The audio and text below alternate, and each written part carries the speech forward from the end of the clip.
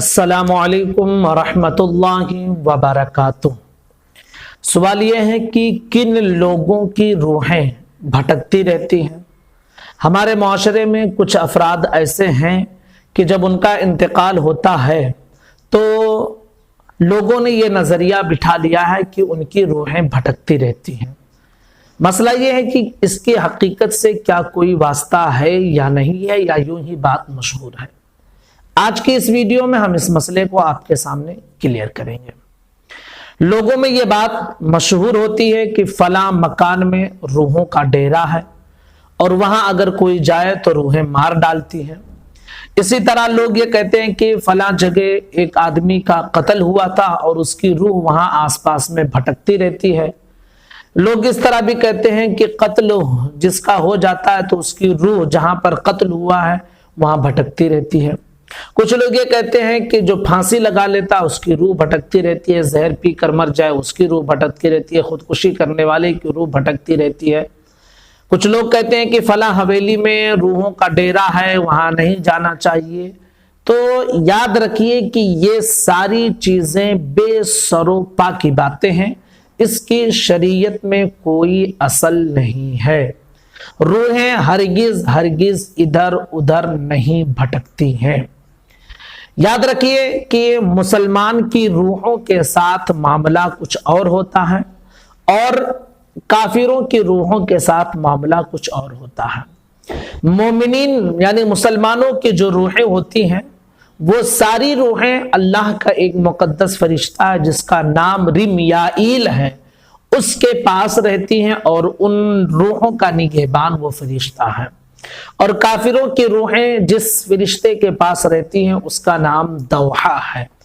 मोमिनीन की रूहें इधर उधर आ जा सकती हैं जबकि काफिरों की रूहें कैद कर दी जाती हैं, वो कहीं भी नहीं आ जा सकती हैं, जबकि मुसलमानों की रूहें एक दूसरी जगह पर आ जा सकती हैं।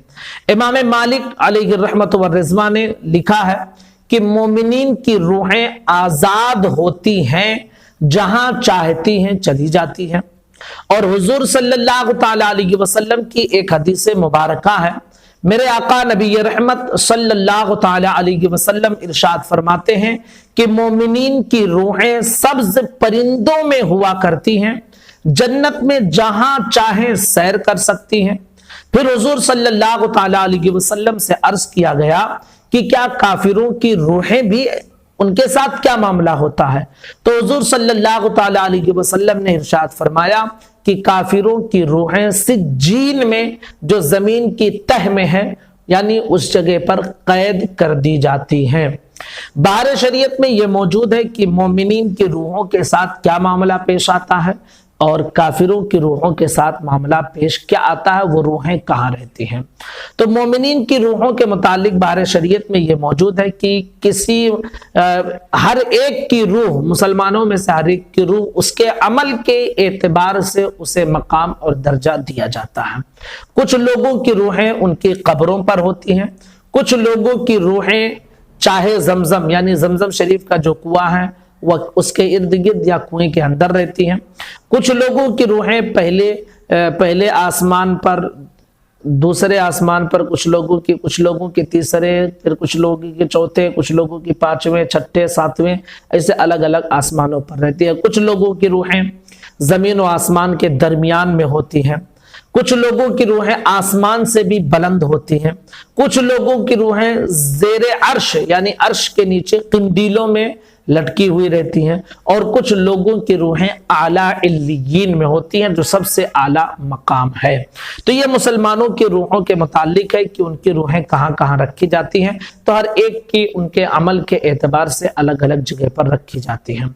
काफिर के मुतालिक, जो मुशरिक काफिर मुर्तद होते हैं, उनकी रूहों के मुतालिक फरमाया जाता है कि काफिर की रूहें उनकी मरघट पर होती हैं, जहां उन्हें जला दिया जाता है, या उनकी कब्र अगर बना दी जाए तो वहां पर रहती है उनकी रूहें, या फिर चाहे बरहूत में, यानी ये यमन का एक परनाला है, तो उस परनाले के अंदर काफिर की रूहें रहती हैं।